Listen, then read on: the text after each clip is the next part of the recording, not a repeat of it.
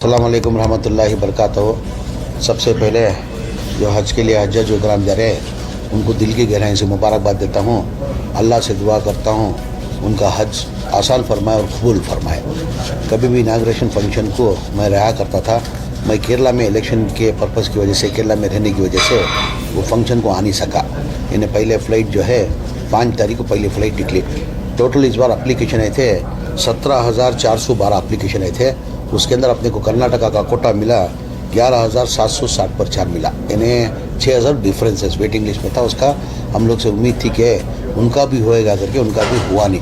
वजह क्या है, हज कमेटी में डिमांड होने की वजह क्या है? अभी जो हज कमेटी में जो जा रहे, जितने भी जा रहे उनका 3,70,000 रुपये हज फेयर होता है।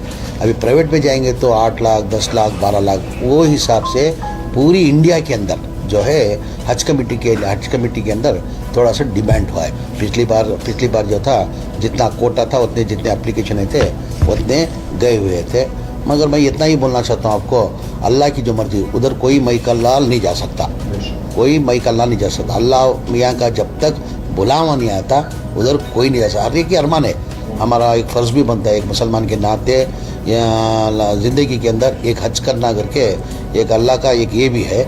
मगर अल्लाह का जब तक बुला नहीं होता, जैसा कि हैदराबाद का निज़ाम देखे होंगे आप, अरबों खरबों रुपए उन्होंने ताउन किए मक्के और मदीने के लिए, मगर ना वो उम्रा कर सके ना हज कर सके।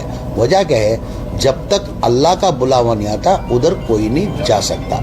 जो भी गए उनके लिए भी मैं दुआ करता हूँ। फिर दोबारा उनको अल्लाह उनका हज आसान फरमाए और कबूल फरमा दे करके मैं अल्लाह से दुआ करता हूँ।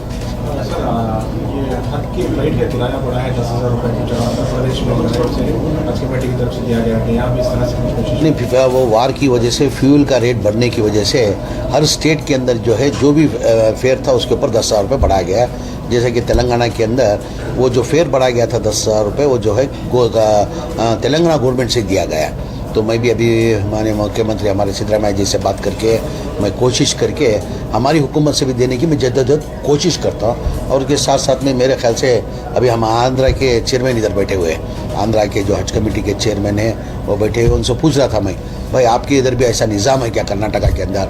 उन्हें बोले नहीं साहब, ऐसा तो छोड़ो, ये तो अलग ही है। मेरे ख्याल से कर्नाटका के अंदर नहीं, पूरे हिंदुस्तान के अंदर जो हज कमेटी का निज़ाम जो कर्नाटका के अंदर है वो निज़ाम किधर भी नहीं है।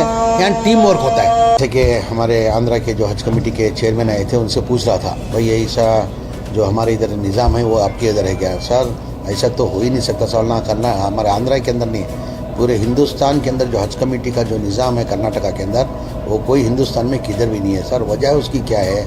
ये कामयाब होने की वजह ना कोई हुकूमत से, ना कोई चीफ मिनिस्टर से, ना कोई मंत्री से, ये जो भी जो है ये वॉलंटरी की वजह से। ये जितने भी इधर वॉलंटियर जो है वो मिडिल क्लास के हैं, जो भी पैसे वाले नहीं है, लोग मिडिल क्लास है। उनकी महीने की कमाई के अंदर ही उनका घर का गुजरान चलता है।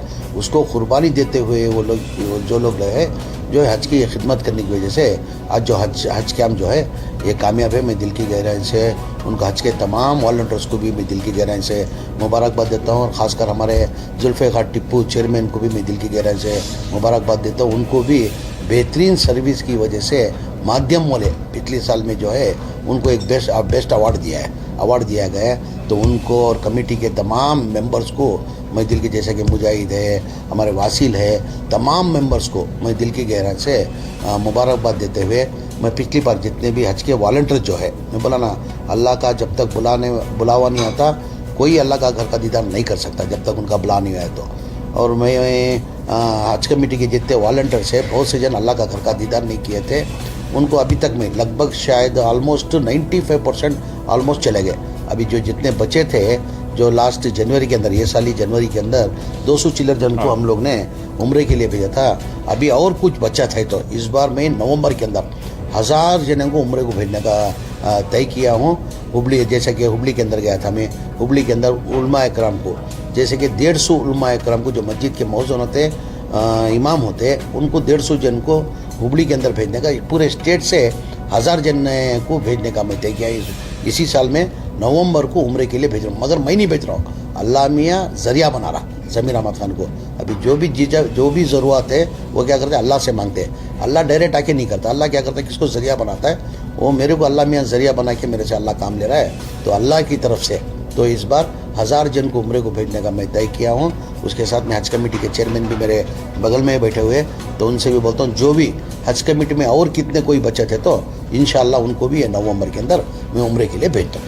लंगर से काफ़ी लोगों को फायदा पहुँचा, इस बार भी आपने लंगर नहीं, अभी से नहीं, बहुत सालों से लंगर का सिलसिला चल रहा है। वजह इसकी क्या है, पहला जो खादिया मस्जिद जो हज कैम्प जो था वो खादिया मस्जिद के अंदर था।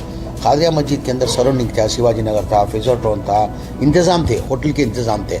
ये हज कैम्प इधर शिफ्ट होने के बाद, इन्हें लगभग मेरे ख्याल से 10-12 साल हो गए इधर शिफ्ट होके। ये शिफ्ट होने के बाद क्या हो गया, इधर इतना सहूलत बेहतर होटल नहीं है, तो जो हाजियों को छोड़ने को आते हैं उनके साथ एक 4-5 जन आते हैं, रिश्तेदार आते हैं, उनके भाई आते हैं, उनकी फैमिली मेम्बर्स आते हैं, तो तकलीफ़ होती थी। वो देखते हुए उस दिन से हम लोग क्या किया, लंगर लगाना करके तय करके 3 टाइम भी जो है नाश्ते का इंतज़ाम, दोपहर का खाने का इंतज़ाम, रात में खाने का इंतज़ाम और 3 टाइम भी नॉन वेज का इंतज़ाम करा के जितना अभी समझो अभी 5 तारीख से लेके 21 तारीख मतलब 17 दिन भी लगातार वो खाने का सिलसिला जारी रहेगा। नए हज भवन सीएम ने भी अनाउंस किया है गुलबर्गा और नहीं, ऑलरेडी मंगलूर के अंदर